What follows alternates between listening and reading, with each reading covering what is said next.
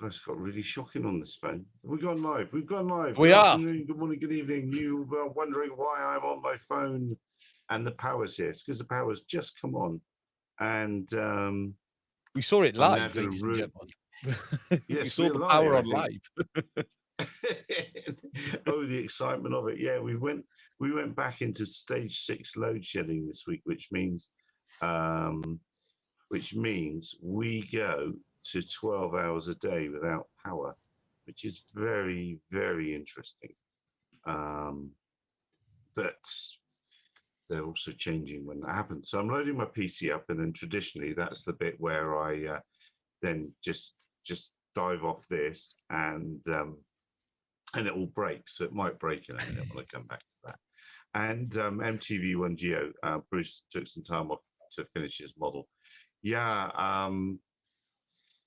Ian and I have both reached out to Bruce, and hopefully his health. The main thing is hopefully his health is improving, and that's all I'll say on that. That really, he's had a bit of a tawdry time. So yeah, if you're watching, Bruce, good on you. Go well, and I hope you get well soon. Good evening to Mitchell there.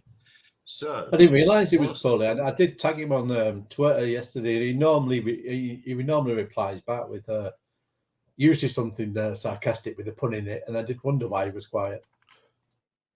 Yeah, he's not very well, and also he's having a bit of a time with the channel and getting strikes against his channel from one of the people that he films. Yeah,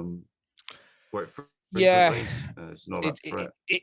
It's a complicated mess, that, because it's a bit of a. I spoke about this on Sunday stream, and look, this is not my comments are nothing to do with Bruce specifically, and this is more of an interesting point of anyone who makes content. When you have people in it, it appears they can withdraw that permission to have been in it at any time, and YouTube will back up that withdrawal of the permission. Now that raises some interesting questions. So, you could make content and have a partner in it. Here to take this scenario with the four of us here, it seems that if I decided in 6 months that I didn't like Gary, I could copyright strike his videos that I've appeared in. And what appears to be the case is YouTube would uphold that, and that is highly worrying, because clearly I've given permission to be here, apart from the gun that you can't see that is just off screen. Richard has it as well, as there's a man that stands there just off screen continuously with the gun to your head. But yeah, so I do wish him all the best, and it's a new territory. Actually, I don't think I've seen anyone have this very issue Bruce has had before. Quick thing with that, Ian. Obviously, if you do video normally, it's kind of a pretty standard thing. When you get people in it, you get a written permission kind of thing. Yes. Being in it. Presumably, if you did that, you would still be safe with YouTube, I'm guessing. I don't know, because the process is pretty automated. This is the problem with YouTube. And I know, look, I follow a lot of the computer gaming channels, and I'm talking, it seems, unless you've got 10 million subscribers, YouTube basically won't even talk to you. So even if you have a problem, someone with 1 million subs basically has no rep at YouTube. So even we've had channels with 1 million plus subs just vanish because of problems. So the problem is, even in the scenario where you have a written permission, I'm not sure how much it will help you, because you can't get anyone at YouTube to deal with that. And it's a very strange scenario that I'd never even thought of. And largely it's one that doesn't apply to me. But obviously, I think Bruce has found himself in a rather political situation with regards to the council and everything he's dealing with.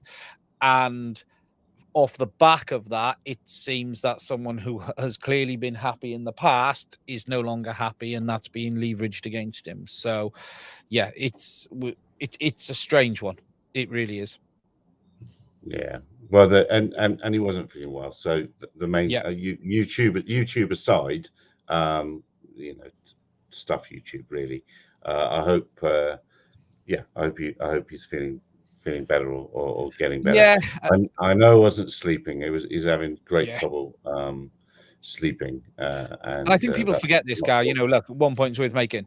This is Bruce's world. This is his income. This is his, just like many people, this is what Bruce relies upon. So if anyone wants to support him, please do so, because, you know, it's important.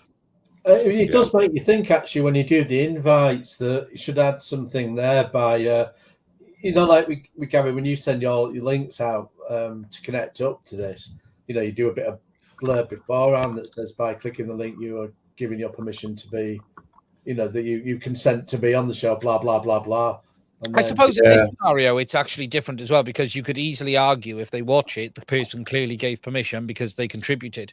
I think where it gets awkward is when you have either someone in the background or I did see one thing which, after the fact, I remember watching one of Bruce's videos and he was talking to someone at the field, and I just remember a comment of someone saying, "Get that bloody thing out of my face." It was quite in jest, but you then sort of think, okay, that can be spun many different ways, and it appears it has been, unfortunately. So yeah. Well, let's say, but he's not offline yet, and that's the interesting thing. So the fact he isn't says a lot. I think that usually these things are pretty quick, so it means, you know, that the channels, very, very large channels, have disappeared. The scary thing is, Gary, and I think in this, before we move on to proper subject, is, look, this world can disappear at any moment. YouTube is that they literally hold total control over everything, and literally channels with multi-million subscribers have vanished overnight. And you know, I mean, I for one I'll certainly be losing the sometimes as much as $5 a month. It'll really, thankfully I didn't go, never, and I never would, because I'd be no good at it. Go down the route of trying to monetize it and live by the channel. That would be terrible. It's always been more just for nattering with clowns like you guys, and you know, just as part of it, it's just an interesting chat sometimes to have with people about what's going on in the industry and things. And certainly tonight, because I'll try and move it away from the thing. I want to talk about that long range system that I know you've got. I was gonna send you a message saying, oh, have you seen this thing? And then your video popped up about it. It was a bit delayed because I had a problem. I was trying to figure something out before I went live, but yes. So I've seen some tremendous claims on range, 978, or 968, which impressed me. Oh, hang on. Oh, no, this is Nib. This is Mark. This is the other Mark. Mark. Late. So let's get to the main meter tonight. I'm so pleased that Richard's joined us. I sent him a cheeky message saying, "Hey, don't you want to join us?" Because we knew that RID was coming in the UK, but I don't think we knew that the CAA was going to slide it into a little consultation, just a little side helping of RID and a few other things. And I wonder, and funny enough, I did see someone, and Mark and I both defended Altitude Angel, because you had a piece on the corridor going live next year, hit the BBC, and the BMFA people like, this is it, this is why we're having RID. So Mark and I both said, no, it's not, you're not having RID because of that. You're not having it because of that. He's not. So you better not be you, otherwise you'll be in trouble. But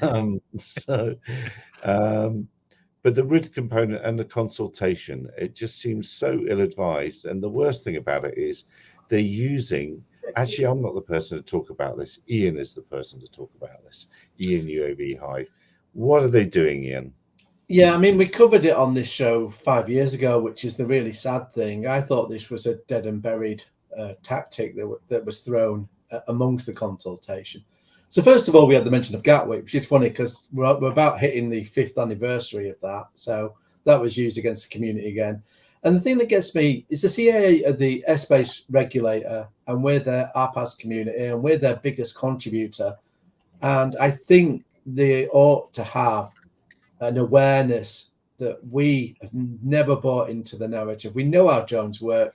We know there's no such thing as a drone you can see with your eyes, but you can't film with a camera. And we've been consistent about that. And we've had heavy hitters, including the likes of Brendan Shulman, that has come out and he said it. He's put it in writing that, his view is there's no drone. You haven't presented any evidence. And so the CAA, if they're going to weaponize that narrative, they have a duty to put some evidence behind it. Now, I've questioned the CAA on freedom of information. It's out there in public. And they've said in the past they have no evidence. So I've gone back to them again and saying, has that changed since we last communicated? Because if they are going to use it, then it's time to put evidence behind it. But obviously that was the minor part, what I'd spotted first. I mean, I didn't even think the G word would be in there, so I've not even looked for it. What struck me was the use of the police call figures. Now, it's naughty on a number of levels. Now, when we looked at it, it was back because the media had used it 5 years ago. Yes, it's from this particular story. So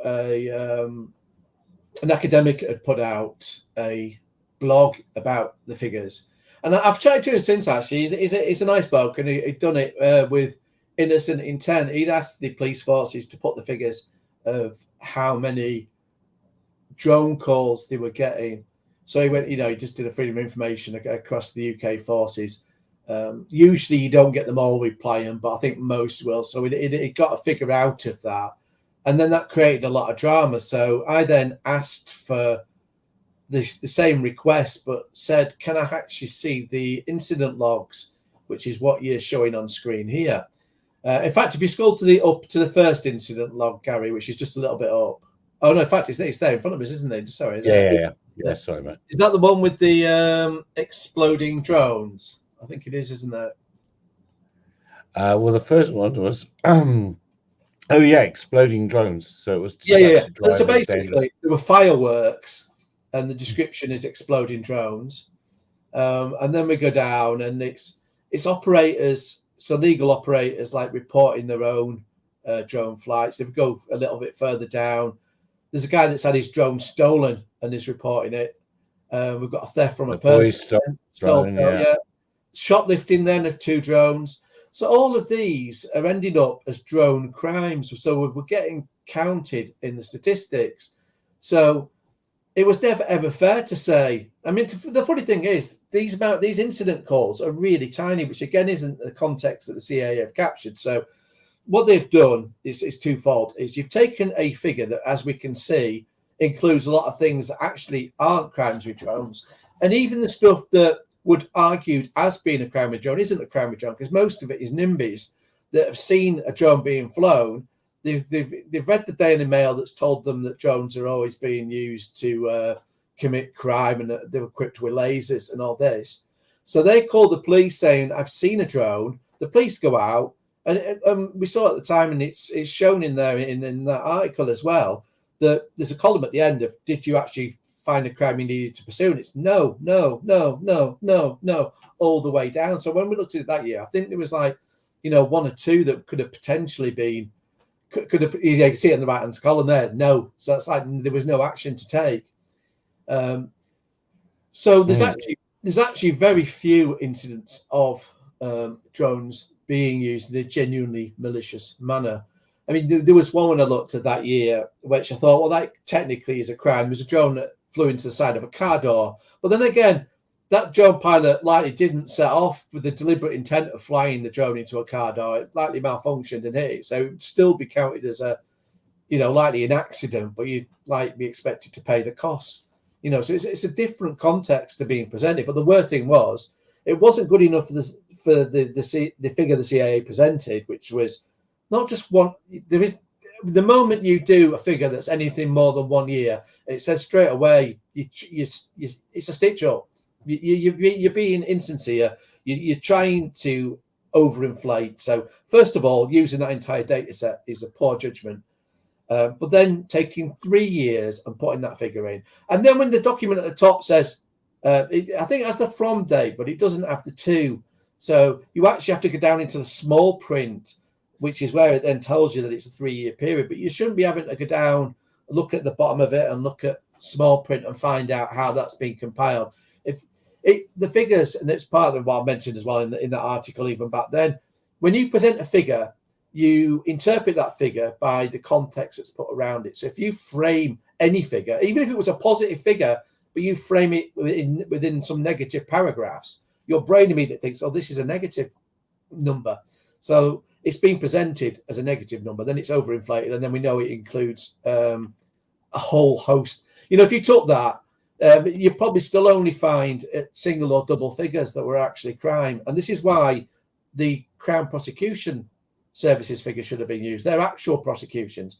But I know exactly why they don't want to use that, because I did 2017, 2018. It was 2 both years. It was so low. Yes. The Crown Prosecution Service made me fight through the escalation channels, because they were arguing there are so few crimes that if we give you the count, you might be able to work out who the individuals are. So Yeah. I had to go for the fight in the end, because they said it was less than 5. And I said, no, that's good enough, not good enough. I want the number. And then eventually they came back with 2. Now, in the years since, obviously, we've got more drone teams in the UK. And I suspect now there has been more capture, but I still think we'll be in either single figures or we'll be just in a double figure. So it is so incredibly tiny now. When I looked at the Crown Prosecution statistics, they prosecute about 750,000 crimes, and you're talking at 2. So the percentage is like 0.0000003, blah blah blah blah. It is so tiny, and the worst thing with that as well is if you're looking at the RID, the financial justification. Now the CAA, when they last presented, said it was going to be £15 million. So what you're saying is, let's say for argument's sake, there's 5 people that have been done in 2022. You're saying there's somewhere around about, 2 or £3 million worth of development for every single crime that's happening in this particular industry. There is no way you can make a credible justification for spending that much money for so few crimes. And that's why they don't want to present the CPS figure, because then that's the argument you can bring up. You say, where is the economics of an argument of a government department spending that? But no one wants to have that discussion, because they're like, well, we're not going to pay for it. We're going to dump it on those, on that drone industry that has been so stupid in the past, where we've thrown Gatwick at them. They've lapped it up. We've had our pass there going, yeah, we agree with you entirely. Oh, behind the back. While the rest of us are going, hang on a minute. And we're never listened to. But there is more pushback this time. I've seen up straight away going, why is Gatwick even mentioned in there? We've had enough of this now. And the police figure, a lot of people, although it's been at the back of the mind now, when Gary, you've gone, oh, yeah, it's been mentioned before. They've gone, oh, yes, it was. I remember now. So people, because Mark's already done posts about it, but there is people like Mark that have been around this long that have already taken a decision. I'm not calling the police anymore, because every time I call the police to say I'm operating sensibly and safely, you're going to use that against me. Now, I spoke to an op that does regular jobs, and he said to me, and he said this genuinely, that he's logged hundreds just in the last year of these calls to the police. So if you think about it, there is probably a good percentage of that figure that's been presented where it's commercial ops just saying, hey, I'm calling you because I'm putting a drone in the air. And there have been police officers or former police officers that have chipped in on this in public on like LinkedIn and so on, saying there isn't kind of a national police standard for this data set. So different forces will record in different ways. A lot of this stuff is free text. It's very, very difficult to filter it out and ever have a figure that doesn't have false positives in. So really, you would have to hand go through all that 18,000 they put, and to actually get a correct figure. And at the very least you would do is a decent sample, work out an error rate, chop that off. But yeah, that's where we are. That's why straight away I just thought, and I put it in the consultation. I put the RID stuff, disagree, and I put, well, essentially you have framed this in a way where the questions have no credibility anymore, because you've used Gatwick and you have used what are known as it's basically it's hysterical and an incorrect statistic to present a case for there being a criminal impact that's significant enough to warrant the system. Because if you think about it, what I was getting at when at the time with the particular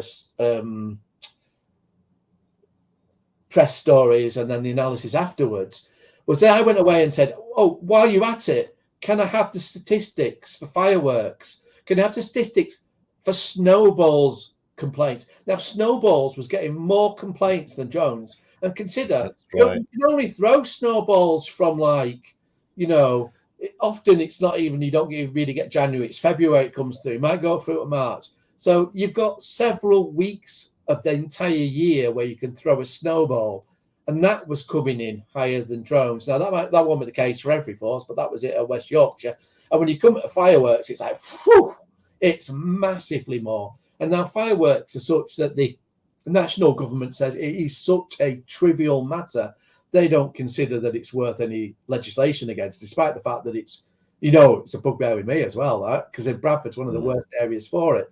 But yeah, if you're saying something with so many more complaints doesn't warrant any extra effort, then saying something so trivial warrants such an expense. So, I mean, I imagine it's going to be several £1 million per year just in running costs, and it's everyone watching the show and sat here and all your mates that are going to be paying that. And it's so that it's basically because you've got a few paranoid pen pushers sat in the DFT and National Police Chief Council that are watching LinkedIn and they're going, oh, look at that counter drone firm do that post about how dangerous drones are. And oh, my job. I wouldn't have my job here if it wasn't for this narrative of scary drones.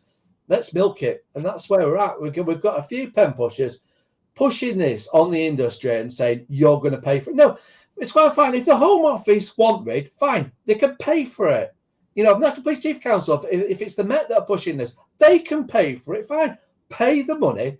Don't have us pay for it. Fine. And do a RID system that isn't open to abuse. At the moment, the UK system sounds like it could be the worst of all worlds because it's a network ID. And if you can't get to the network, it will do a local signal. And then there's questions, well, how secure is the local signal? Is that going to be the same local signal? Because it's over Bluetooth or Wi-Fi. Is it going to be the same as the US, where any NIMBY can see it? In which case, we've got a problem. And if not, I'll just go briefly, Mark, and then you can jump in. And if not, there's still the issue of the network side of it. It's going on to a database. And I don't like the idea that you've got the entire history of all your ops and anyone can access that with, why you say an official, but these can be low-ranking police officers, these could be civilian workers. We have seen with the national police database, it has been abused multiple times by serving officers and by civilian staff.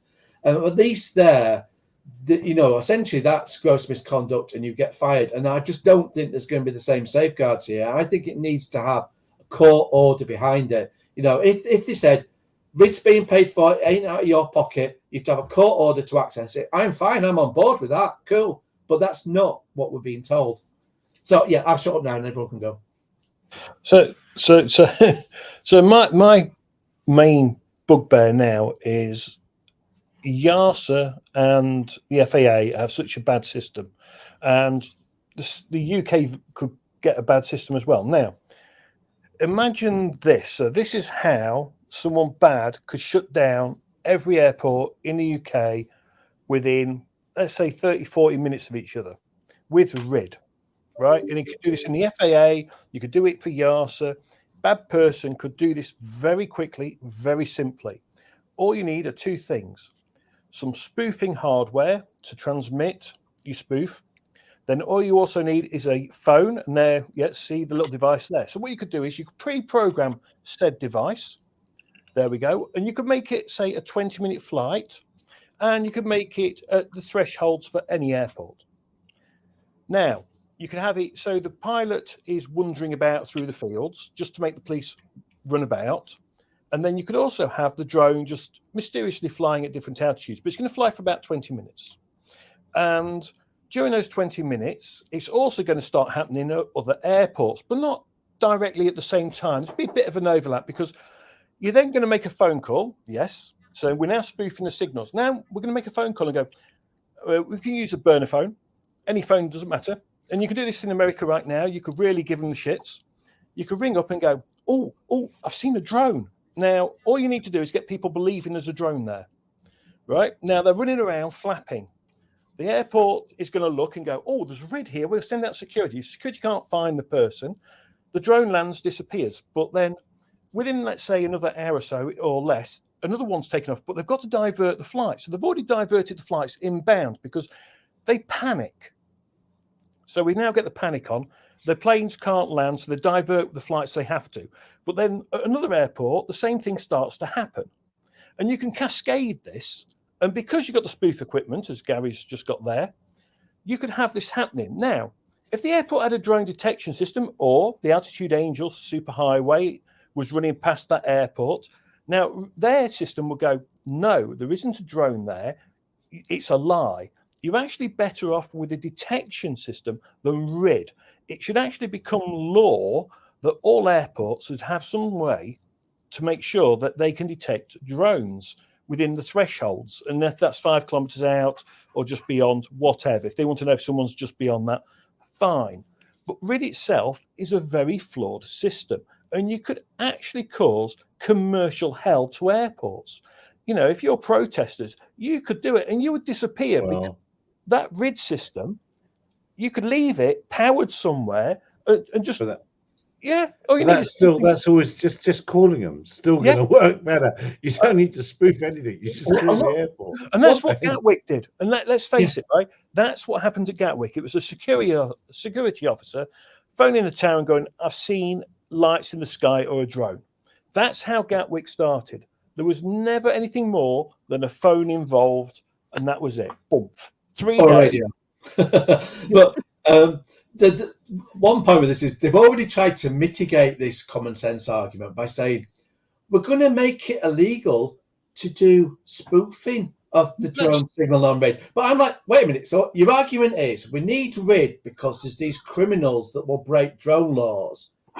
But if you put these laws in at RID, these same criminals won't break those laws because you put a law in. No. If you're criminal enough to break a drone law, you can see you're the same equally as criminal to break a RID law. I think really that the be all and end all of this, though, if heaven forbid an airfield attack is the reason, we know jolly well, and there's attack vectors that are being demonstrated in Ukraine every day now that are getting completely around traditional counter UAS systems. So you've really got to decide what it's for and what it's going to achieve. And one of the things, because I absolutely must bring Richard in on this, because it definitely is his field of expertise. But it's the thing that one of the things that's worried me the most about this is that people are, as Ian's already said, genuinely calling the police, saying, "Hello, I'm going to be here today, doing this, doing that," and that's no bad thing. And that number's being put in, and we're saying to everybody we meet online to use Richard's app. If you must report a flight, then get it in there, and the police must start using that. They must start gathering genuine data about genuine drone operations or model flying operations. If somebody, because don't forget, if you're just flying a model aircraft, your traditional model aircraft, forget the word drone. So it's a model Spitfire. I think I'm right in saying you could report that if you wanted to. And then that would get into the police, and there's got to be a more, well, Richard's got it. I said there's got to be a more formal way of reporting it. Richard's made it, but it needs to be used. But Rich, maybe do you want to come in on all this, because otherwise we're 30 minutes in and we haven't had a word in, and it's your wheelhouse. It's quite a spectacle watching and listening. Being a fly on the wall on the inside for once. No, I think the remote ID conversation is always charged, and for what it's worth, we've been in various different ilks of that conversation in different countries around the world, and it's equally charged in other locations. I think one of the reflections from our perspective, though, and bear in mind, we have no sort of interest in remote ID. Of course, if it's broadcast, we're going to try and pick it up. Why not? It's conspicuity information. Whether or not our system, I think, as we mentioned before, will trust it will really depend on the source. And if it's broadcast for the reasons that others have spoken about, including Mark below on the screen here, it's going to have a very low credibility. The whole kind of Skyway and Arrow technology operates a kind of verify mode anyway. So, we have to be able to observe and verify, and we look for lots of different data points lining up before we start to trust what we're seeing.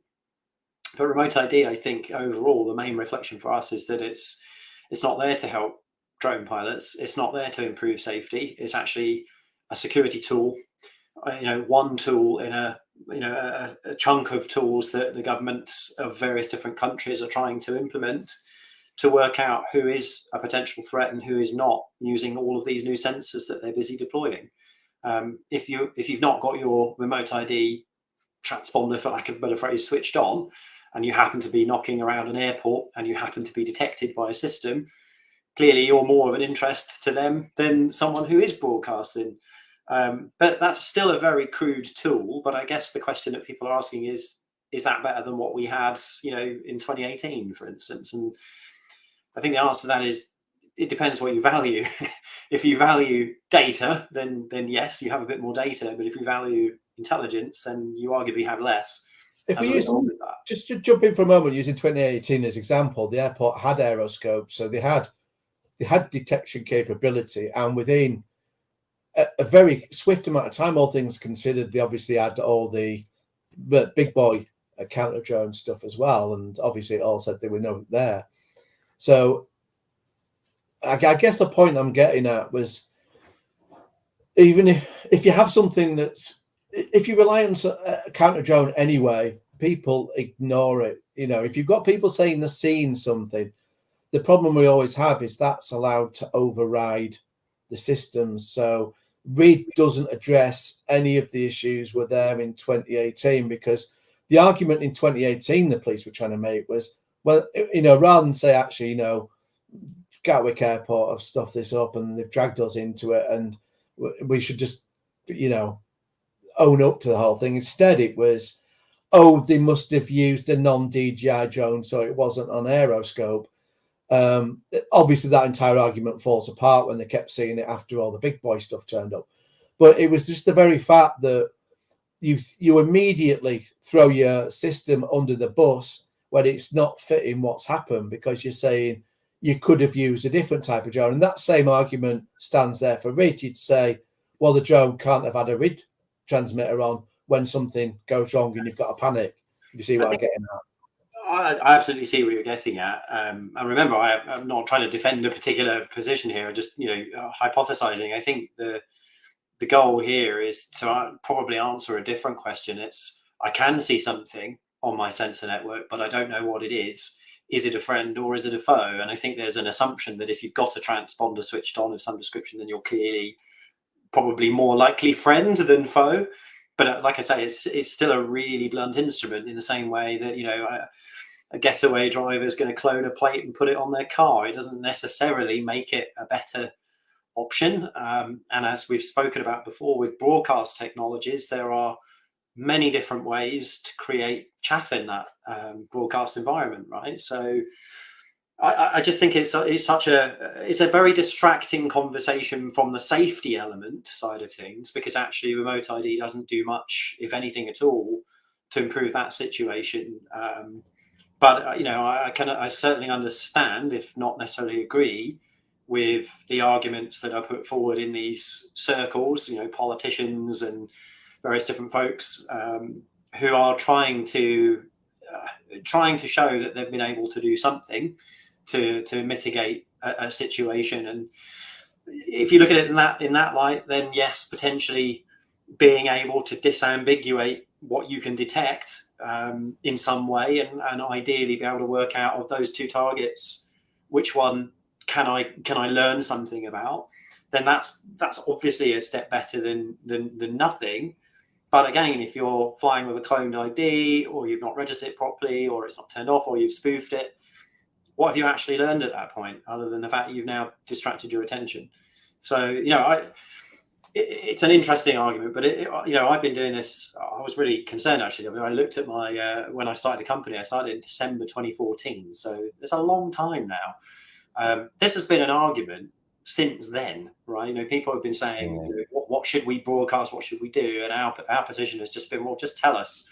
You know, if you're, I don't really care what the number is. If it's a number, if it's a string, you tell us. But what are we supposed to do with it?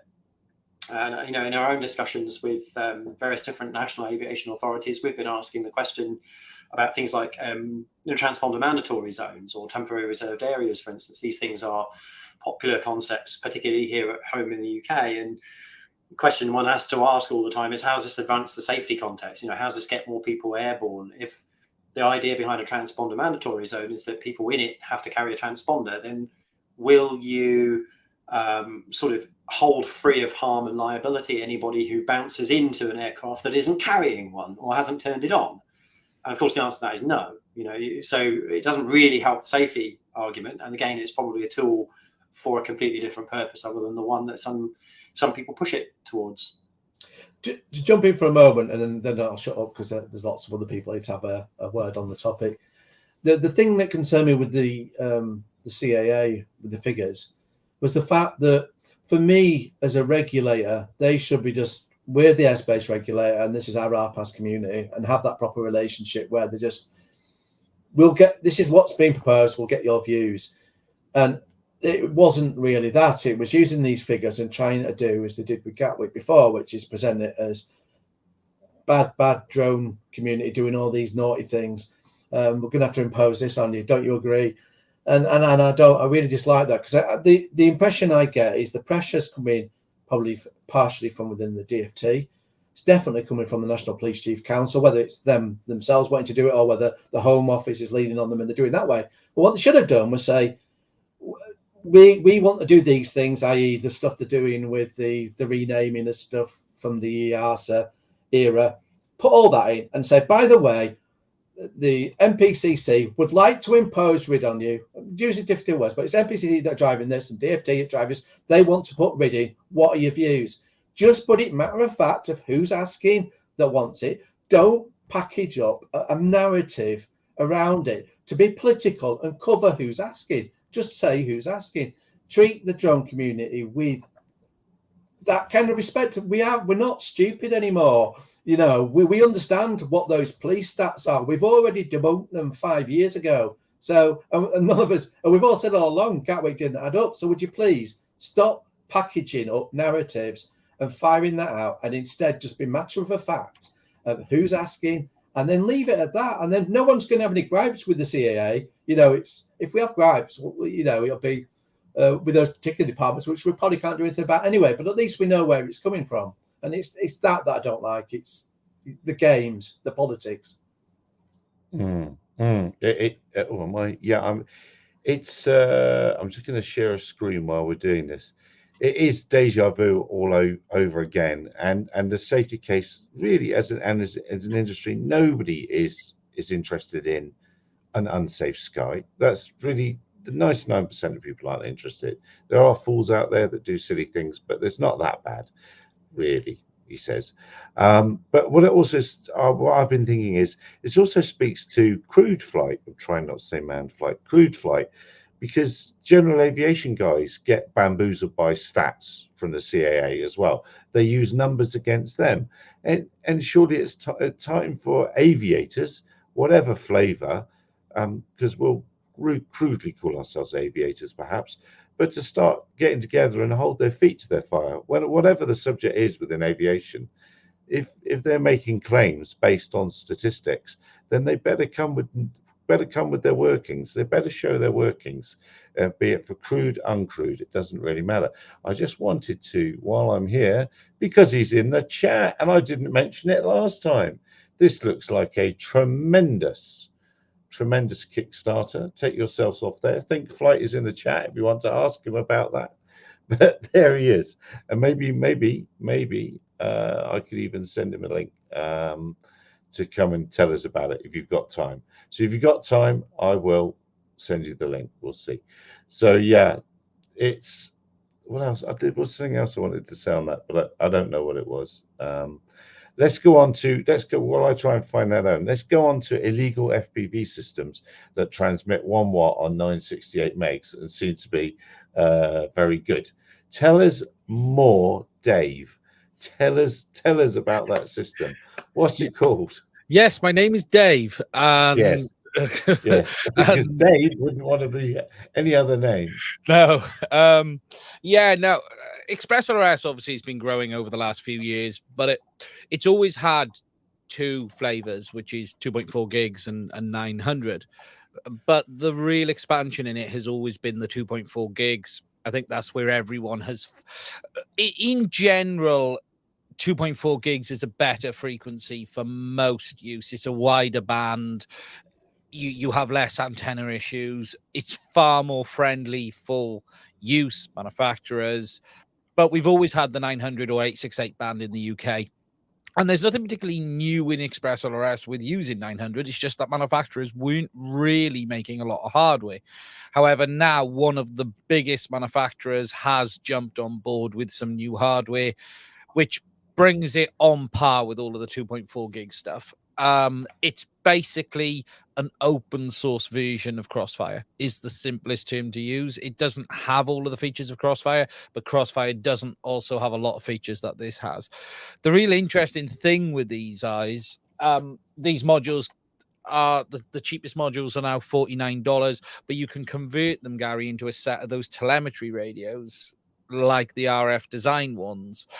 Yes, whilst that's it doesn't exactly what I was going to ask you about. Yeah, it doesn't have the same data rate. So, for instance, the SIK radios, I think off the top of my head, can do. Is it? I need to check this. I've written it down actually. These radios can only do 2.5 kilobytes a second, whereas the SIK radios can do a chunk more. I think it's 250 kilobytes a second, which is a lot more data, but that data isn't really needed with regards to Mavlink and data communications. So what you're then getting is this is LoRa, which means it's going to have all the benefits of LoRa over long range, and it's going to give far more capability than we've seen on the other stuff. I hadn't picked that up in the other reviews. So it is actually LoRa-based transmission as well. Still LoRa, yeah. LoRa at 1 watt? Yeah, about 1.2 if you push it, yeah. Not that you would in the UK, obviously, because the limit is not remotely that. But 25 milliwatts, isn't it? 25 milliwatts. But yeah, they are capable of up to 1 watt of RF power. And you've got that 868-900 frequency. Now, they are not officially selling these modules for European use. They have only been certified for FCC, but it is a firmware swap for Europe. I get the impression that complying with CE regulation in 868 is quite difficult. What you wouldn't have 1 watt capability. So you have to get a stable 25 milliwatt. It's very hard. It's a bit like a Ferrari doing 2 miles an hour. I'm guessing a Ferrari doesn't drive very well at 5 miles an hour.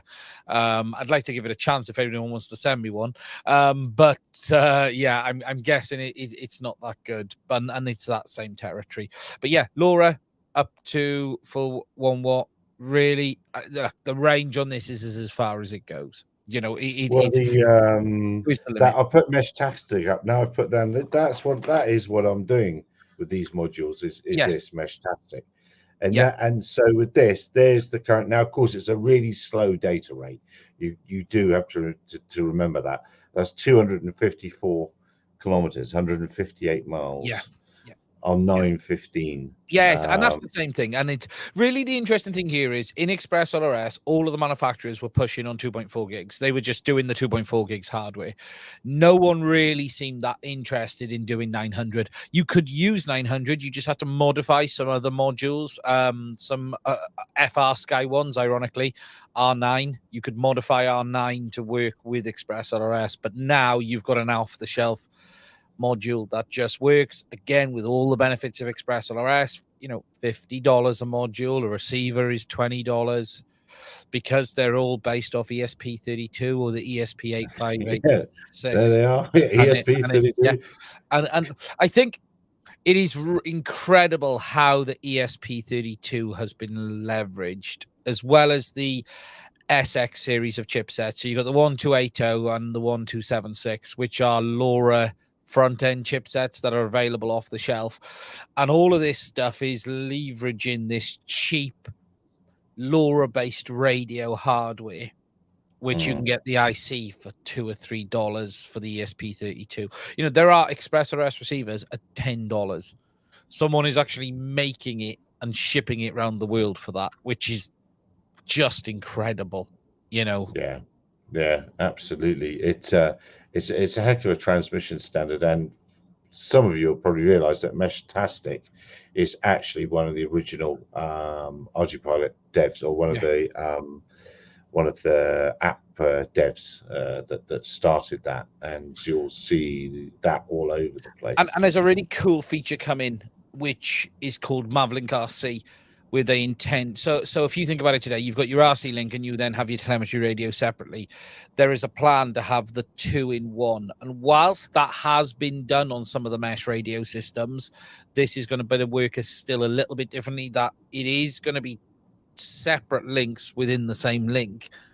So you could lose, in theory, telemetry, but still retain RC link, which would be because in that scenario, you would really want the telemetry to be the first thing to drop, and the RC control link to be the last. And when that comes, again, it's going to have much slower data rates, but range-wise, single link off one module, not two modules, one module ready to go. So it's going to be really cool.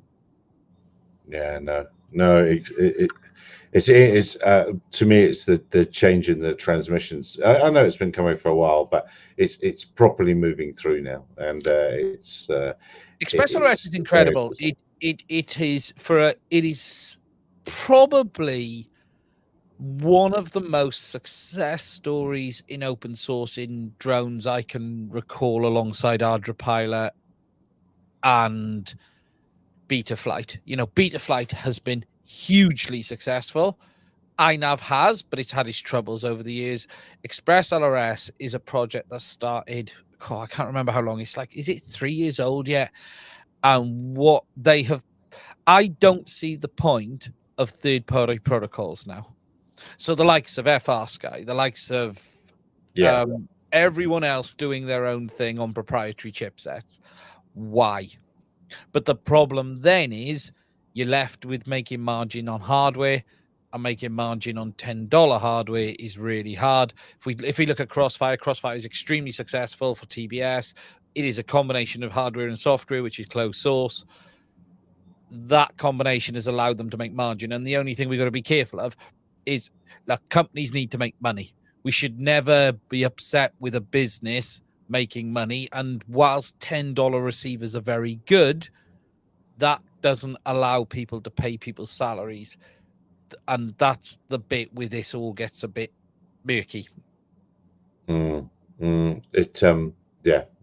hear you. So what we're going to do for video, we're still waiting for, I've forgotten what that thing was called now. Have you got any? Yeah, I've started. I've just had to put it to one side a minute because I've had so much other stuff to catch up on, and I'm still behind. I had the last bits in today. I had some voltage regulators to order in and the silly stuff, but it was just, I haven't got time for that right now.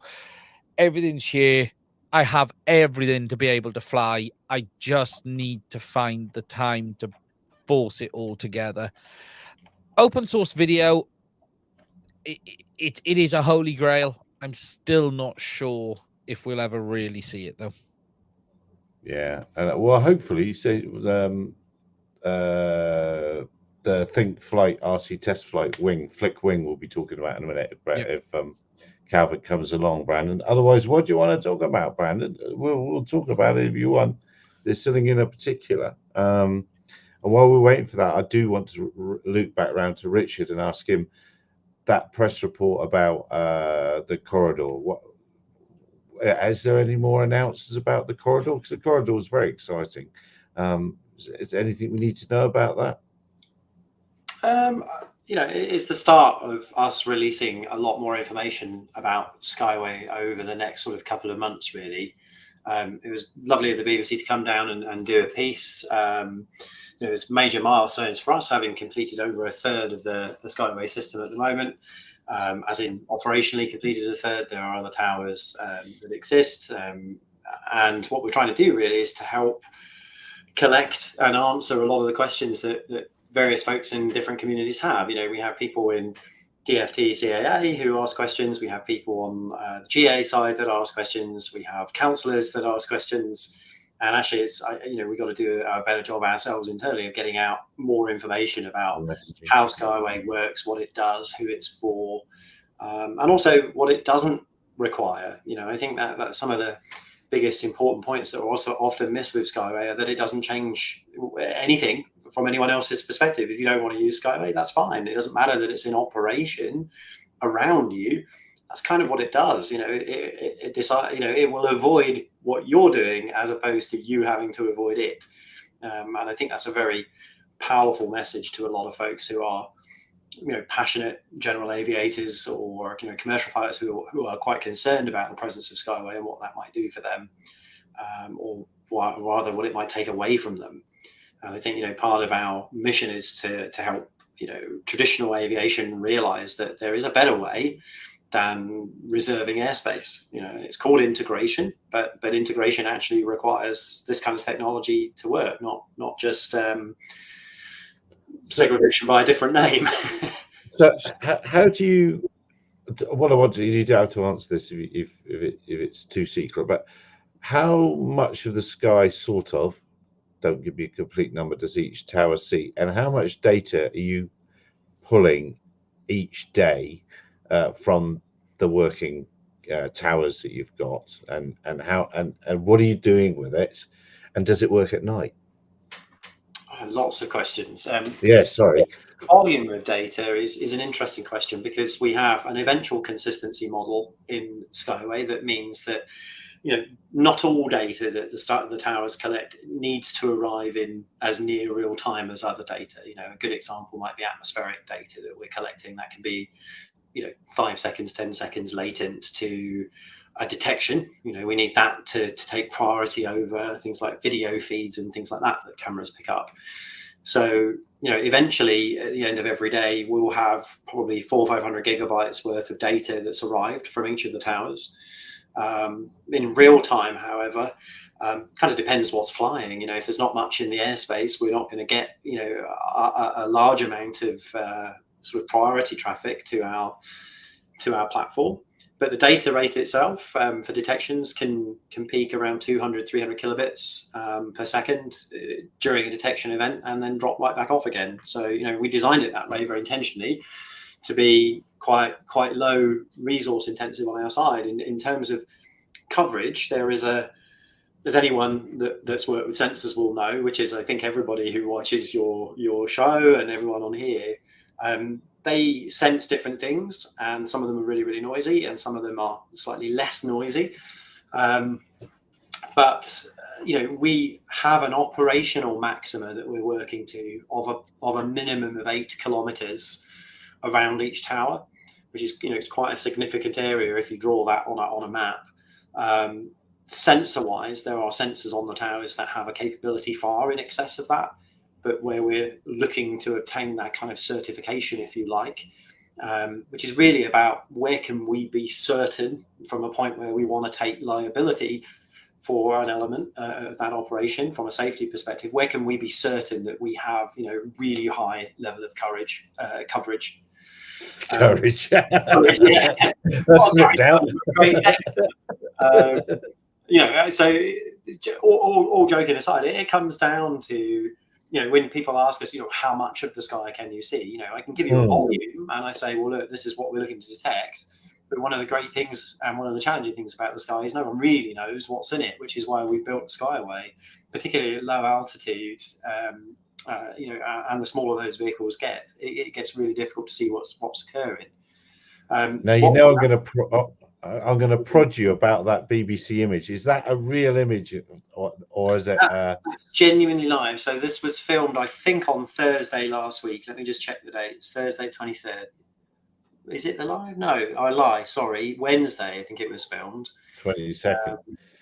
Yeah. But So I have to check my own calendar then. But yes, we filmed it on the Wednesday in Reading, and you're looking at a control room which now doesn't exist because it basically has been torn down and replaced since then. So it's now a little bit larger. It's got some more, I call them funky space-based screens. You know, it's all of these curved screens in there. But that's all been done, unfortunately, just after the BBC visited. But yes, that's Ed. He's he's part of some of our operational work on the Skyway system. And so how do you get around Burfield? I don't think it's seeing my mouse there, because that's Burfield at the bottom, isn't it? That little danger area in the bottom of the thing. Yeah. So what have you got an agreement with them or something? No. I shouldn't be asking this. It's still a restricted area, so we don't fly through Burfield, but we have this concept. So that blue shape that you can see that kind of starts in the center, goes south, goes west, and then starts to sort of disappear up north. That's what we call our Skyway geometry. That's a geometry that we're testing with at the moment, which is basically the layout of the corridor. It isn't necessarily synonymous with where we'll put drones. You know, one of our desires here, and one of the things we're testing quite extensively through the Skyway program, is what kind of traffic pattern makes sense in what regions. And our goal is to try and put the traffic that we're controlling roughly in the center, you know, over the center lines as much as possible. Because if you think about it from a coverage perspective, if our towers are roughly in the center, that gives us the greatest degree of visibility, and it also gives us space. Space and time are directly correlated from a navigation perspective. The more space we have, the more time we have to potentially move an aircraft out of the way of an oncoming obstacle of some description. So that does mean that we're not afraid of sort of laying our geometry over a restricted area, but it's not the same as saying that we're going to direct traffic through it. Yeah, okay. And it's interesting you've gone for the traditional radar symbols on there. That must be for placating traditional radar type people. Yeah, so the two overlays, I guess, that you're referring to there, the two kind of sets of concentric circles that sort of radiate out, they're overlaid on the top of Tower 1 and Tower 2, which, for anyone that has heard me talking about sort of the Arrow system that predates Skyway, our R&D towers down in Reading. Well, one is in Reading, one is in Thiel, so they're about sort of 5-ish kilometres apart. And that's really important for us because over the last couple of months, we've been working with crewed aviation. So we've been hiring different pilots in different pilots in different aircraft, and we've had volunteers as well. We're very lucky to have. And what they do is they fly known traffic patterns in front of our sort of sensor-based systems for us to compare the efficacy of our detection methods. So, you know, because it's very difficult, obviously, if you're only ever able to observe, you're only really as good as the observers you've got in the field. And part of the challenge is these towers can see a lot further and quote unquote hear a lot further than any observer on the ground. So we have to deploy some known traffic into that environment, doing a known pattern in order to calibrate. And those concentric circles help us with that. The screen that Ed is using is a public display screen that we use. So there are effectively 3 versions of the Skyway control system. There is our prototype version, which we don't really show anybody anymore, but is very helpful from a sort of data visualization perspective internally. We have this version, which is our version 2, which is something we're publicly happy to show. It's very similar to, but also in some fairly substantial ways quite dissimilar to the production system, which is version 3. Version 3 is what we actually will sort of quote unquote control off of under the Skyway program. But that overlay is really designed for the human operator, the Arrow supervisor, as we call them, to really just kind of be able to tune in on the overall situation awareness in the vicinity. Can I jump in with a geek question? Because sure. I like to see photos and then guess what the stuff is in there, which is why EHang don't like me. That to me looks like a CCTV joystick left and right and a stream deck in the centre. So how many points do I get from that? 100%. You've got 2 points. Oh, 2. 100% right. And you only get 2 points.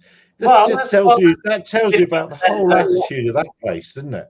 2 points. And he's 100% right. Called it out. There is a testing CCTV controller sat there to allow us to, at any point, override one of our guard tours. And I don't know if that term works well for people that have never heard it before. It's often used in CCTV systems, but we have a machine learning system which is trained using various different data sets, which is constantly scanning the horizon. Each, at the top of our towers, we have 2 360-degree cameras. Each one of those cameras is responsible for about half of the horizon. So it's only ever really doing a duty cycle of about 180 degrees. And at any point, what we can do is override what those cameras are doing and take manual control to inspect something. Where that tends to happen, actually, is if we're doing kind of like an emergency exit drill. If we're going to help a remote pilot locate a suitable location to set down, then it helps to be able to, relay some kind of communication that indicates that area is a good area or that area is populated at that moment.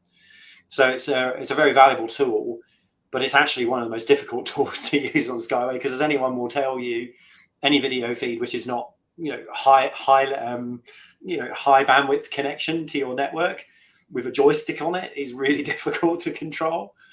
So that's why we don't use it for aircraft sort of detection, really. So does that mean? Can I just jump in one question quickly? Just you know me, I like my geek questions. So you said it's trained. So is a CCTV trained with images of various drones of that? So it could say, boom, I've caught a drone and it's an Inspire, say. It's trained. I'm happy to answer bits of this. So yes, it is trained to recognise different aircraft. Its principal function is to look for crewed aircraft.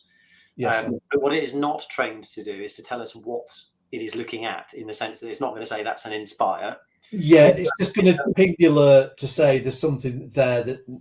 Oh, yeah. I get where you're coming from. It's not trying to effectively to sort of classify that type of object. It's confirming to us that it is an airborne object and that it's not something that we're not interested in. But we're not going so far as to say, oh, that's a Cessna. That's not relevant to us. And for the question that just came through from FX Node, then yes, it is trained to look for birds. And what I am comfortable sharing about, there was a news report earlier this week about a large fire in Reading city centre. People would have seen that on BBC News. Really, quite a scary fire. Our cameras, as it happened, we happened to be in full flight operations at that moment, and our AI system that works on these cameras alerted us to the fact that it could suddenly no longer see quite a chunk of the sky. And that was an unusual alert for us to get, because we've never had that before. And that was a good example of when we were able to take manual control of the cameras and look. And it was, of course, for anyone that hasn't followed that story, there was a absolutely enormous black plume of thick smoke in the sky caused by a construction site fire. So the system is trained to look for obstacles, for things that would reduce its vision in the distance, which is typically a little bit different to what counter UAS systems are sort of trained to do. So you mentioned a good place for, I can't remember what clever company words you use for an exit flight situation or exit the corridor. We're talking about emergency landing. Are you considered, or have you surveyed suitable landing sites either side of the corridor or within the corridor for such events as well? Some knowns rather than just pointing the camera. Yeah, I mean, conscious of using the word suitable, right? Because I guess that kind of depends on what the airframe is that we're controlling. Yeah. There are a lot of areas along the Skyway route that are either at the base of our towers or proximate to those towers within our detection radius that we have agreements with various different landowners on for things like emergency retrievals, that kind of thing. They're not there for takeoff and landing type situations. They're there in case we need to go. And actually, if anyone goes down to the sort of Thiel area in Reading, you'll see a good example of that, where we have an agreement with the local landowner where we've got a region specifically for our tower, and we'll share some photos of these soon. But if you look down on our tower, they sort of have a tower in the center of a triangular region, which is all fenced off to protect the tower. that's quite a small footprint. But in this particular location, we've effectively fenced off half the field. And that's not to stop people, by the way. There are still plenty of people, sort of fences and things that people can cross stiles. But it's because it's a cattle field, grazing cattle. So it's important to us that we can sort of guarantee that cattle isn't going to be at risk by the presence of those drones. So, we're very fortunate to have landowners that understand what we're trying to achieve and what it could do for people, and they help us with that. The other thing we are doing is we're working with I call them infrastructure builders, but they'll probably refer to themselves as vertiport builders, because they want to do kind of the opposite. They want to create these regions where they have takeoff and landing zones specifically for people that want to fly automated operations, whether it's delivery or search and rescue or drone in a box type solutions. So we're working with those folks right now as well. It's quite so. So we've got that 8 kilometers of airspace around the tower. We've got diversion sites within that thing, and it's going all the way up to Coventry. You're beginning to having to have driven about and surveyed quite a chunk of the UK to get it fully operational. It's a little bit more than, well, it's a lot more than an airway, isn't it? Because an airway is just a virtual line in the sky that airliners follow along, and they don't give a fig about what's happening underneath in the airway. So you're creating a whole sort of ecosystem, really. It's getting more and more and more, this thing, isn't it? So I don't know why I'm saying that, but I'm just impressed. I'm just thinking about it aloud. So this isn't going very well, but that's quite a thing to offer those services. As GMI says here, it is very impressive. And for those that haven't been following and don't know, Richard will not be expecting you to do anything. If you want to fly I don't work for Richard, but if you want to fly your model airplane in the field like you always have done, or wherever it is, you don't have to do anything. You don't have to tell him. You don't have to do anything if you don't want to, which is go on. So we must make it really important that manned aviation, there's no need to change airspace. There's no restricted, there's no TDA BS that's required for this system. This is really important. It doesn't matter if you fly a drone, you're in manned aviation, the airspace does not need to be changed. This use space idea where people go, oh, we're going to have use space for drones, it's all BS. Richard, Altitude Angel, have rewritten the rules straight away. They've literally gone, actually, we don't need that rubbish. Why make airspace more complicated kind of thing? We're going to stick to how it is. It's so simple and it's so easy. It's absolutely crazy, which is why Richard will always have problems, because sadly, people cannot grasp how simple and basic it remains for manned aviation and for drone users. That's your biggest hurdle, I think, Richard. I think you kind of hit the nail on the head. Education we're not doing the best job of that, and there's only so many of us, but we've got to do a better job, and we've got different audiences to talk to, right? We've got regulators who are ultimately being asked to regulate something that doesn't require much from them. We don't need or want a TDA or a TMZ or those types of things for the reasons that we've discussed. Certainly I think it's a straightforward concept to understand, right? If you want to share the sky, the same way other pilots do, you look out for each other and avoid each other. Skyway is a digital way of sort of replicating that, but it's certainly not an easy way of doing that. But what we're trying to do is make it easy at the point of access, and equally to make it safe for everyone that implements it. And there is a program that we're working on that our product team will release I think it's going to be coming out in early January next year, and we're going to be opening that to you folks, to folks that want to try this out. We're going to be releasing an application called Connect, and Connect will actually be a downloadable component that will allow you eventually to get into Skyway. So that will effectively act as a intermediary between the ground control station of your choice, as long as we've got an integration with it, and we're doing 2 off the bat, and the Skyway system and the Skyway control system. So what that helps to do is take care of the integration piece, which is actually a point of concern in the safety chain, right? You know, if anyone can write a bit of software and can change how they implement an instruction, you know, if we say, I don't know, hold, and you immediately hold versus doing what we might be expecting, which might be something a bit softer and going to a loiter, then that could be an issue. So it helps with things like operational safety cases. If everyone has a standard set of behaviors, everyone has a simple route.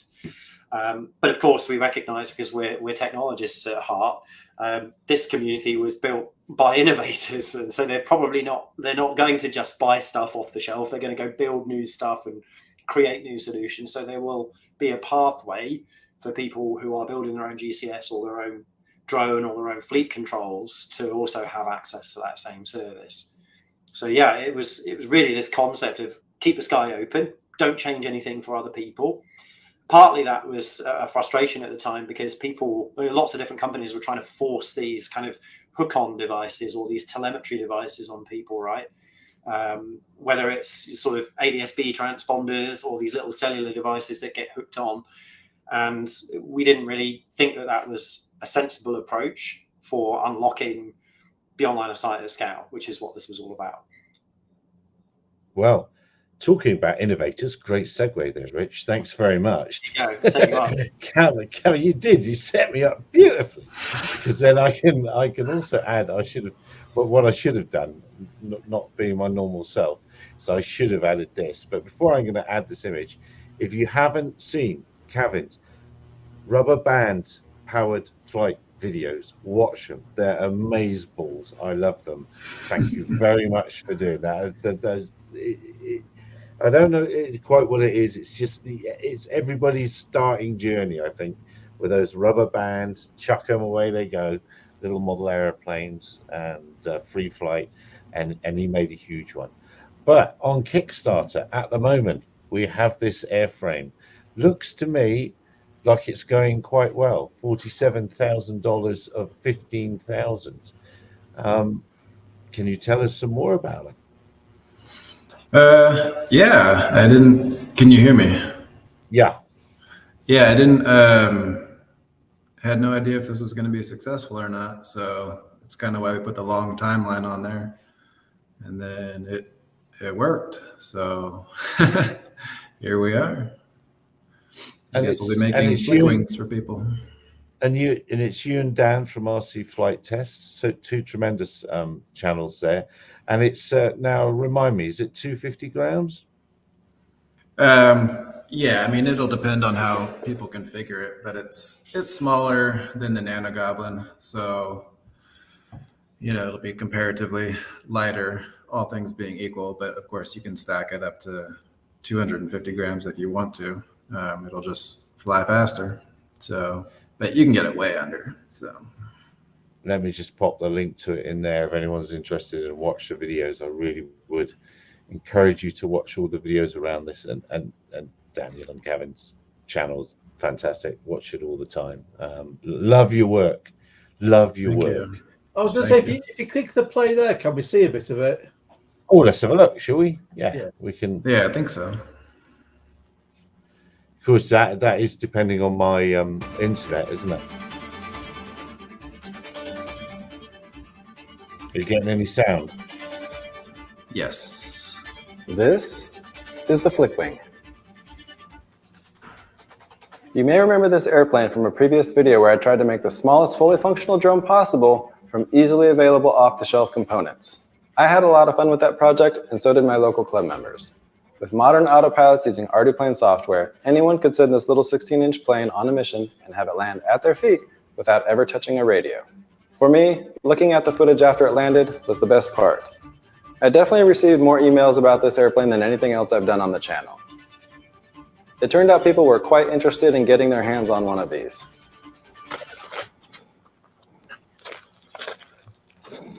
Daniel, aka RC Tesla, also had a lot of fun flying this plane. For him, it was all about the first-person view experience using modern HD digital video systems. We decided to team up for a campaign to offer you the great experience we both had, now scaled up to 19.4 inches in span to comfortably carry the larger HD video systems and larger batteries. Daniel did the CAD on this model and sent me this very nice milled CNC version. While designed for HD first-person view, It can be flown from anything as simple as a 3-channel RC model to a full-feature UAV with live telemetry and beyond. The possible features expand nearly every day in the drone world as the hardware gets smaller and the firmware gets better. While it can comfortably fly at up to the FAA registration limit of 250 grams and even a bit more, most arrangements will weigh much less. We tried to make it as versatile as possible to fit your needs. This aircraft is being brought to you by Alightwing Aeronautics, which, full disclosure, I own. But this project will never work without your help in bringing it to life. If you are interested in supporting this venture and want your very own Flickwing, head over to Kickstarter.com to see the options available. Link in the description. No, that looks quite cool. How long does it fly for typically? It's totally going to depend on how we power it. I mean, it's kind of the same power system as the Nano Goblin, a little bit smaller, but essentially the same. You can run it on two 18650s. You can run it smaller. You can run it on like, what are they, 18350s, 360s or something. So it's comparable to a Nano Goblin. It's going to be less efficient actually than a Nano Goblin, but it's going to be a little bit more durable because the nose is longer, shorter. It's going to be more durable because the nose is shorter. It's going to land in smaller places because the wing is swept instead of straight. It's a little bit smaller, so it's just that much easier to carry around. So I would say it's more geared towards fun and beginners than say like the Nano Goblin, and I keep referencing the Nano Goblin because I know nothing about a Nano Goblin, so the only thing I'm familiar with are your quadcopters and obviously your small 250s. A lot of those don't fly around for very long, so I was just wondering, comparative, just a rough ballparky thing of the kind of time you'd be flying one of these around for. Is it like 5 minutes, 10 minutes, 15, 20? No, like on a 2-cell 18650, you're probably going to be getting between like 50 minutes and an hour. Oh, okay, so it's a decent amount of time to having some fun with that. Yeah, as long as you're not like blasting around full throttle. Yeah, it's a lovely looking thing. And Anthony Bishop's mentioning the Skywalker X5. You don't mention them. They're horrible things. They were horrible. All of those things were horrible wings. They weren't proper wings at all. The Skywalker things. It blows my mind that I see people still using them commercially, especially the X8, the big one. That was a horrible thing. But anyway, I digress. I'm surprised Dave hasn't got some questions about it because Dave's our FPV king, really. No questions on that one, Dave. No, he's not listening. He's not listening. He's not with us. What else are we going to say about Dave? He's listening in the end. I was listening. I was just stuck on something. You forgot you were called Dave. Yeah, no, I forget. Yeah, that's the truth. That's actually what happened. Dave. Oh, that's me. Yeah. No, it looks very nice actually. There's wings are really, really fun. I think people forget, like, the quadcopters have really been the go-to thing for the last few years. But get a wing, sling a battery on it, take it for a fly. It'll scare the crap out of you for a few minutes, and then you really start to have some fun. And you'll crash it, and then you'll break it, and then you'll tape it back up. And the bit you'll learn is you don't need arms. You just need a bit of gaffer tape, and you could make it fly again really, really easily. And that's the great thing about it, isn't it? At what speed again was that flying at, Kevin? Because that could almost go up the whole length of Richard's corridor, I reckon. Yeah, I mean, right there is probably like 28, 29, 30, something like that, miles per hour. What, miles per hour? For an hour, no, not quite 28 miles, but 30 miles. Go. That's a lot of your corridor to play around with. It's a lot 165 miles, but you can land and recharge along the way, I'm sure. Yeah. Well, there's definitely lots of wings that can do that. There's lots of platforms that could go up and down your corridor all day for testing. A Believer would do it. Believer would do your corridor in one go. Easy peasy. And back, I reckon. Yeah, maybe. And back again. But I don't even know, Gary, if we'll be able to fly it the way the CAA are pushing anyway with these new rules. I still haven't fully caught up on the new rule. I've started getting through the document, but I haven't fully caught up on the proposals yet, which is obviously, I think the only thing that I did notice in it was obviously this toy thing is very interesting. The fact that they've basically removed the toy classification and they're now talking about weight. Yeah. And yes, they keep talking about this nonsense with the camera, but we all know about that's just complete nonsense. But now this means let's just say it's 100 grams, anything over 100 grams is going to have RID, and that's the real downside here. And I haven't dug in yet to where FPV stands in this, whether the allowances that we have will continue or whether they're going to drag FPV very much into this world as well. I know there, Jeff, and it's Ian's twin brother for legal reasons. It's the I know that Simon Dale's already putting some stuff together on this, and he's also seeing ahead into the future. And really, Ian has put some freedom of information requests in on this as well. But I think sadly, what it looks like is this isn't for information. This is a done deal. Yes. It's just rubber stamping it. That's what it very much feels like. And it's I mean, I think the only thing that can put a scupper on it really is the money behind it. And I think if people make a lot of noise, it won't hurt. Just because if it is so expensive, it's easy to get the attention of journalists. And really what they want people to do is... I mean, I've seen a document already on RID, and they're trying to make out we've all asked for it, and we're all, woo, RID, yeah, give it. I think it was just a really small amount of people that have answered it. And they always make the questions so obscure that most people just can't answer it. I mean, there are a lot of questions there I really, I wasn't sure about. And I was, I had to read the PDF. If I was doing a questionnaire, I don't ever go enough to a PDF. I do the paragraphs that I'm referring to above for you to read as you're answering the question. But yeah, it's just the typical, really just making everything a bit difficult. They know what they want to do at the outset, and it's just trying to get everyone to approve. So your best thing to do is say, no, I don't absolutely do not approve of RID. So at least at the end of it all, even if it is forced on, there's no we can do. At least we can say, well, we didn't welcome it. You forced it on us. But yeah, I think it's interesting. Be astronomical. So it speaks a little bit to the vehicle-to-vehicle thing, which they've just dropped in America, haven't they? They've just dropped the requirements for vehicle-to-vehicle data transmissions as too hard. So again, it's very interesting that our weird little world's been singled out for these experiments that allegedly won't work in other sorts of vehicles. It's very interesting. It should be noted as well, really, that America didn't go for the network ID due to cost. The pros and cons, I mean, we've discussed on here, but the American system is very bad because it's allowed any NIMBY to do it.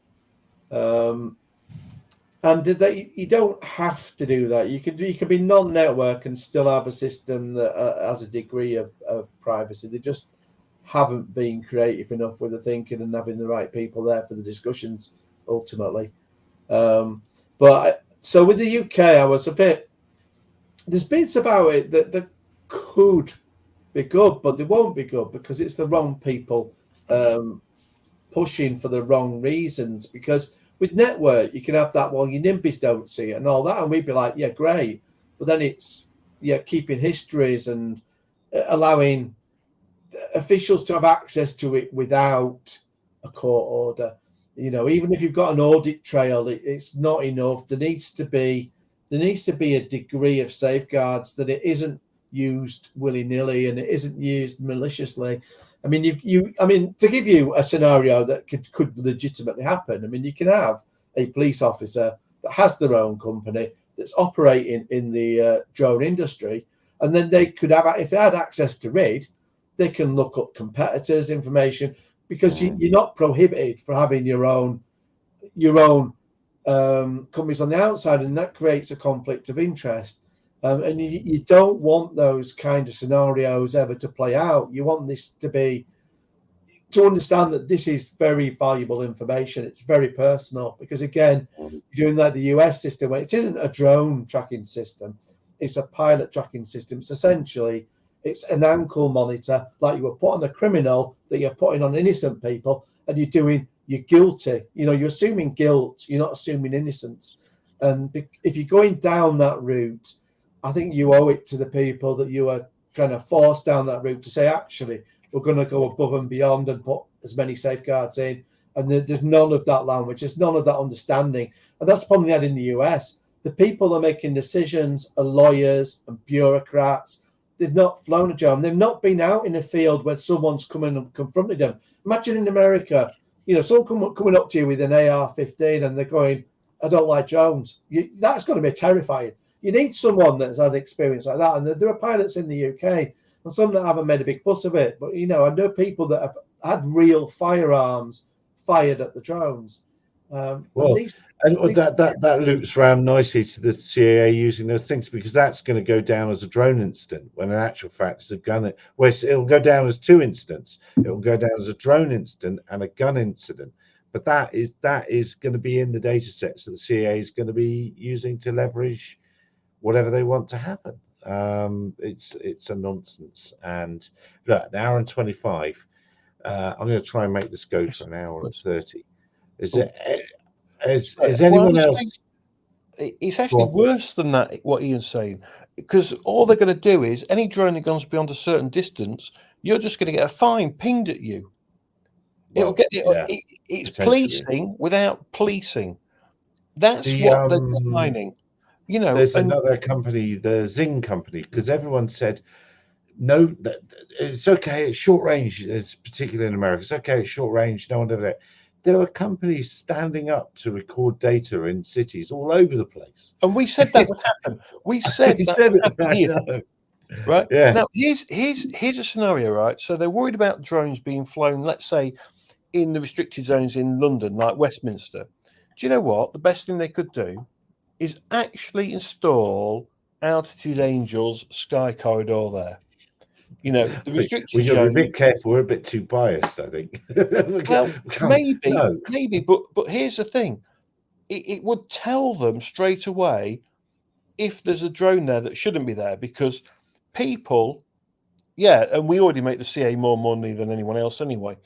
But the way which the systems work, it wouldn't matter. All the police would have to know is, yes, that drone, we know there's one flying, it's got permission. So either you tag it on the app, or if they had one of their towers there, the police could confirm it, or security services. That's the best system. Or we end up with full electronic conspicuousy and we completely ignore RID altogether. And that is designed for manned aviation and for drones. Anything that's in the air has electronic conspic. But the FAA version is overpriced. It's like $100 odd for a module or whatever. What happened to that $30 or $40? Talk about getting ripped off.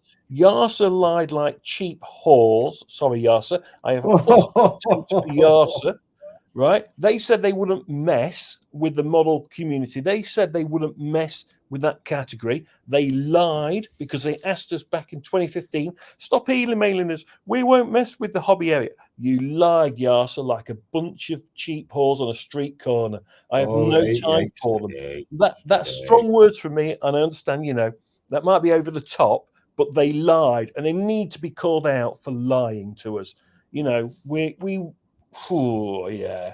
was just saying, but from the point you've made, Mark, the bit we were mentioning in the past, because this was from a previous CAA consultation, so shows the thought process in the past, because they were even talking about council wardens having access to the data. They so imagine then if you had the rig and you had it historic, they'll go, well, you've flown over or near that park and you've done this and this and this, and ka-ching, ka-ching, ka-ching, ka-ching, for all these costs there. And here we are, gang. Here are the people. Here are the people we need to keep an eye on. I don't really know who they are, but I think they're Swiss, because nothing says anything better than having a Swiss consulting company sorting out a UK RID strategy. I have utter contempt for these companies. I cannot say it. I really do. I'm sorry, but my contempt level is unbelievable. See, I wouldn't mind if one of them actually had a drone and controller in the hand and actually knew about about the industry. We can't see any of that there, can we? It's but who knows? You know, the problem is it's either RID is bad idea, and we've seen that from the FAA and the YASA standard, right? They're both bad ideas. If you went, and they should have forgone all that. They should have just gone for electronic conspicuousy for anything in the air. Standards that are worldwide for manned aviation and for drones, and it's a simple little thing, and it's a secure system as well. Just do that, and we'd all be happy. However, there's your U-Space. You mentioned U-Space. There it is. Look, he successfully led the Swiss U-Space implementation. Now, Sussy, I don't know about that. Richard, did you have to do anything in Switzerland, or is Altitude Angel not there? No, there was I think a big sort of press piece a long time ago, a couple of years back, about this particular program that was sort of held up as a pioneering U-Space program. And actually, I think the Swiss were the first to have a U-Space implementation. That implementation, sadly, to this date, never really led to anything of any merit at all. We can't actually achieve anything that we couldn't as a result of its existence. And equally, you know, when we were there looking into these systems, having access to them, all they did at that time was disseminate what you would already get from a national body like NATS in the UK, for instance, for an airspace, but basically just giving out airspace data. Yes, there have been lots of talks and lots of changes proposed, but to our knowledge, none of that has changed into any usable system today, even from an airspace access perspective. But of course, we've now got significant focus from our Swiss colleagues here in the UK, helping to sort of shape the remote ID strategy.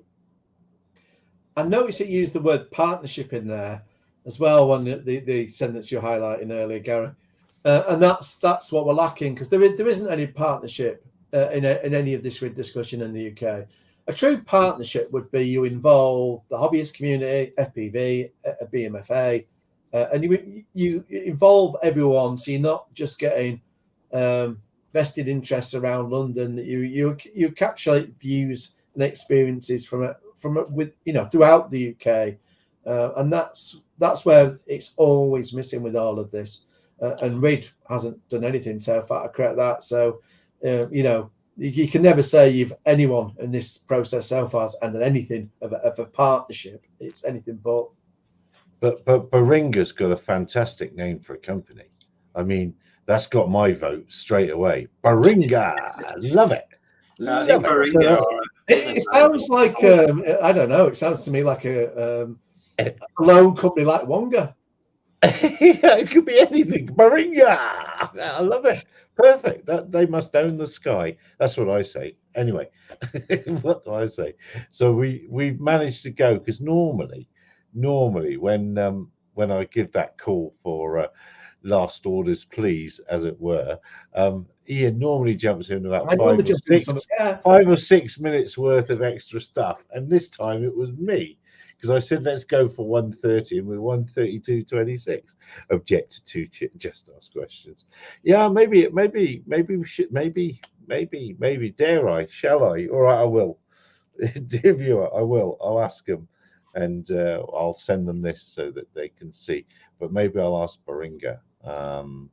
But Switzerland, to be fair, does seem to be a hotbed of drone innovation, or at least they're trying. Whether it works or not, I don't know, but they do seem to be trying.